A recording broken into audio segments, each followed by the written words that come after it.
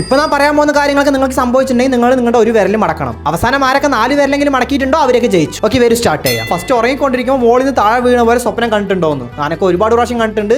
ഒരു പ്രാവശ്യം താഴെ വീണിട്ടുണ്ട്, അതുകൊണ്ട് ഡൗൺ ചെയ്തു. ഓക്കെ, അടുത്തത് ചായയിൽ ബിസ്ക്കറ്റ് മുക്കി കഴിക്കുമ്പോൾ ചായൻ്റെ ഉള്ളിൽ ബിസ്ക്കറ്റ് വീണിട്ടുണ്ടോ എന്ന്. എനിക്കൊക്കെ ഒരുപാട് പ്രാവശ്യം വീണിട്ടുണ്ട്.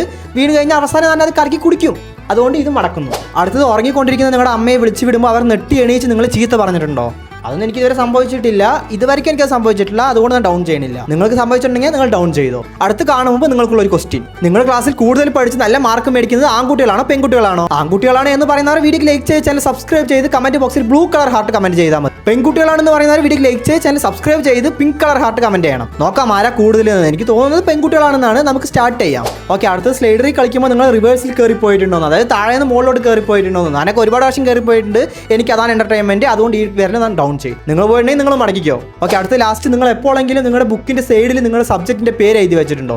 ഞാനൊക്കെ ഒരുപാട് പ്രാവശ്യം എഴുതിയിട്ടുണ്ട്. അതാണ് ഈസി നമുക്ക് സബ്ജക്റ്റ് കണ്ടുപിടിക്കാൻ, അതുകൊണ്ട് എല്ലാം ഡൗൺ ചെയ്തു. ഇപ്പം എൻ്റെ കയ്യിൽ ഒരേ ഒരു പേരിൽ മാത്രം ബാക്കിയുണ്ട്. 4 എണ്ണം ഡൗൺ ചെയ്തു. ഞാൻ അപ്പോൾ ജയിച്ചു. നിങ്ങളോ?